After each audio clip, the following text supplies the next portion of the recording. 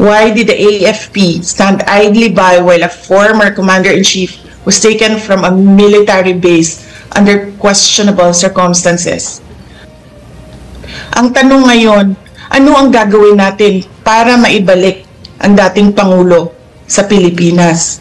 Kasi nag-iisa ako ngayon dito na gumagawa ng paraan para maibalik ang ating dating Pangulo sa ating bayan. Yung video na may mga sound effects pa na para talagang maladrama ang dating. Napakita rin po sana kung paano naharas ang kapulisan habang isinasagwa po, no? Ang pag-aaresto, hindi kompleto, no? Yung paglalahad, lalong-lalo na sa video. Okay, sabi niya, bakit natin isinuko?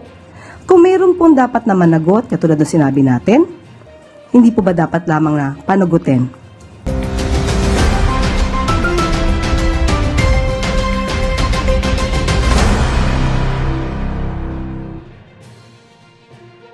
We'd like to recognize the Vice President, Sara Duterte, please, online. Given the difference in time. Senator Amy. Yes, maraming salamat. At gusto rin natin malaman yung tungkol sa warrant. Kayo na lang ang mag-umpisa. Salamat. So, what was the legal basis of his arrest? The authorities acted solely on an ICC warrant, a document that has no legal effect in the Philippines unless reviewed and validated by a Philippine court. Under Article 59 of the Rome Statute, a state party which has received a request for arrest and surrender shall immediately take steps to arrest the person in question in accordance with its laws. Even more disturbing is the silence of the armed forces of the Philippines. Why did the AFP stand idly by while a former commander-in-chief was taken from a military base under questionable circumstances?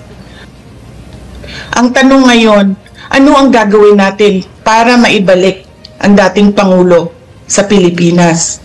Kasi nag-iisa ako ngayon dito na gumagawa ng paraan para maibalik ang ating dating Pangulo sa ating bayan. Ano sa palagay mo yung nakita ninyong ICC warrant? Kailan ba ipinakita? May sinabi si Counsel o Attorney Medialdea na hindi daw pinakita kay Pangulo Duterte hanggang sa kahuli-hulihan at redacted form pa daw. Tama po ba yun? Yes, Honorable Senator Marcos, ang nangyari kasi, merong ICC warrant. It was diffused to Interpol. It was given to Philippine authorities. Hindi siya nagkaroon ng red notice. Kaya yung ibang bansa, hindi nila alam. Wala silang notice na merong ganong warrant. Ang nangyari, ICC, Interpol binigay sa Philippine authorities. And the Philippine authorities or the Philippine National Police, in-implement nila yung warrant diretso doon sa akusado, hindi nila dinala sa korte natin dyan sa ating bansa. Tama po. At yan ang pinag-uusapan namin kanina ni Executive Director Alcantara ng Transnational Crime na ang pinadala lamang ay isang diffusion. Ito ang kauna-unahang pagkakataon na ang warrant of arrest was honored by a member state. Samantalang diffusion pa lang to, wala pang compliance review, wala pang ibinibigay sa secretariat ng Interpol, hindi dinaan sa mismong review. So, nais natin pag-usapan at tanungin kay Executive Director. Tama po ba yun? Yung red notice po, wala po siyang red notice. Walang dumating. Merong tinatawag po na tama. Red diffusion. Kung ganun, sinasabi, tulad ng sinabi ni VP, maobligasyon ang ating pamahalaan mag-cooperate, tumulong sa lahat ng request. Purely on legal grounds, again, constitutional, doctrine of constitutional supremacy, whatever right that is granted by the Constitution cannot be diminished or be in derogation, cannot be diminished or lessened or stripped away by any statute. When I was thinking about it, what about, sir, this situation? So let's say that law authorizes the government to surrender a Philippine citizen. But if that Philippine citizen is asking for his day in court in a Philippine court, does that take away from the person being arrested the legal remedy of questioning the action of the executive before Philippine courts? It was already decided that I think that's not the Section relevant, 17 Secretary. of Republic Act 9851 will be the one used, Yeah. the surrender part. May I Sige. clarify them, ma'am? Just that part, Yes, no? Senator Cayetano. So we agree, di ba, na yun, ICC or whoever may, or extradition, or basta under that law, no? But sabi mo, sabi mo, nung tinanong ko SOJ na, can that person have the opportunity to question before Philippine courts? If it's done, it can be done. Yes. Some people have been managed to get court orders in a matter Yes. of hours.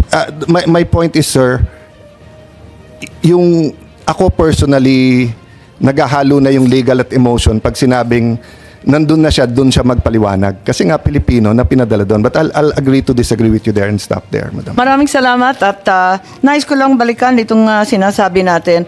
Kung talagang nagpursige ang Pilipinas na pumunta sa korte dito sa lokal, sa Philippine Court, may idadagdag yata si VP dyan sa komentaryo tungkol dito kung bakit hindi pinadaan pa sa Filipino Court. Samantalang marami naman tayong korte, ang ating mga huwes ay magagaling.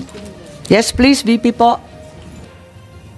Yes, thank you, Senator Marcos. Ang gusto ko lang gawin is, unang-una, meron kasing document galing sa ating Pangulo papunta sa akin na sulat, no, na lumabas dahil kinuha siya sa isang lawyers group chat. Hindi namin alam kung sino ang kumuha at inilabas siya.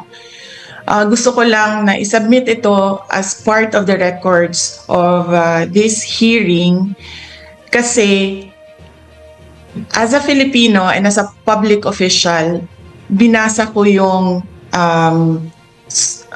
ating protesta doon sa ICC at yung desisyon ng ICC. At nakita ko na wala talagang jurisdiction. Pero alam ko na merong ginagawang investigation dahil nabibigyan kami ng data or information galing sa mga law offices na ginagamit dyan sa loob ng Pilipinas sa pag-interview ng witnesses. Gusto ko na sumagot ang Armed Forces of the Philippines kung bakit nila pinayagan na mangyari ito. Because under the law, the Presidential Security Command is in charge of the security of former presidents. So bakit nila hinayaan na mangyari ito sa isang dating Pangulo ng ating bayan? Napanood po natin yung umpisa, including po yung video na may mga sound effects pa na para talagang maladrama ang dating. At nais lang po na sana yung gumawa po sana ng video ay hindi po na-cut or na-splice. Napakita rin po sana kung paano naharas ang kapulisan habang isinasagawa po, no, ang pag-aresto o yung pagsiserve ng warrant of arrest kay dating Pangulong Duterte. Sa ating palagay, naging hindi kompleto, no, yung paglalahad, lalo na sa video. Okay, sabi niya, bakit natin isinuko ang Pilipino ba o dating Pangulo? Ang dating sa isang dayuhan. Ito naman po ay nasa batas. RA 9851. Hindi po natin nilalabag ang anumang batas. Kung mayroon pong dapat na managot, katulad ng sinabi natin, hindi po ba dapat lamang na panagutin? Ang ginamit po na batas, ang RA 9851, nandun po na sinasabi na maaari nating isuko. O ulitin po natin to Doon sa Section 17, sinasabi po na to extradite or to surrender to the international court, if any, or to the state in relation with applicable extradition treaties, something like that. Maliwanag po, kahit po si Justice Carpio ay ipinaliwanag po ito na maaari po nating isurrender ang sinuman sa international court. Ibig sabihin, hindi po tayo kailangan na mayroong treaty or extradition treaty na pag-uusapan. Basta ang nilagay po lamang doon ay to surrender to the international court. At yun lamang po ang tinutupad natin. Kasi yung mga iba nagtatanong bakit hindi daw binasa yung pinakadulo. Pero mapapansin niyo po, doon sa batas na yon, may nakalagay po, or to the state in application or applying the extradition treaties. Ibig sabihin, kapag ka sa state lang natin isusuko, saka natin gagamitin yung extradition treaties. Pero kapag to the international court, may comma eh. So walang condition doon. So we have to stick kung ano sinasabi ng batas. But what about po yung sinabi naman ni Senator Aimee na since when did we become a province of The Hague? Gusto po bang magbigay ng reaksyon ng Malacanang dito? Hindi po natin ninais na maging probinsya ng kahit anuman. Dahil po tayo ay isang independent country. Hindi po natin ninais na maging probinsya din po ng Fujian, China. Never natin inisip yan na maging probinsya tayo ng anumang bansa. Nagpapatupad lamang po tayo ng batas at kung yun po ang sinasabi po ni Senator Aimee, siguro yan lamang po ang paniniwala natin dahil kahit po sa panahon ngayon ni Pangulong Marcos, hindi natin sinusuko ang anumang karapatan natin sa West Philippine Sea. Siguro doon naman po makikita natin na hindi po tayo, hindi natin ibibigay ang anumang karapatan natin kahit kanino man. Maricel Halili, TV5. Just a quick follow-up. I wonder if you have talked to the President about the hearing. How does he feel that his sister leads the hearing about the legality of the arrest of former President? Napag-usapan po yan at kung ano man daw po ang gagawin na paghihiring sa Senado, hindi naman po natin tututulan dahil para ipakita sa taong bayan na tayo po ay sumusunod lamang sa batas. Kapag ka po kasi nagtatago, ayaw makipag-usap, lahat ng mga officers niya ay sasabihin walang alam, mas lalo tayong magpapakita na na may tinatago tayo. So yung mga dating nagagawa noon, panahon, na hindi pinapapunta ang mga cabinet members pag pinapatawag sa Senado, hindi po yan gagawin ng Pangulo. Para lamang po tayo sa katotohanan at maipakita kung ano ba ang ginawa natin ng naaayon sa batas.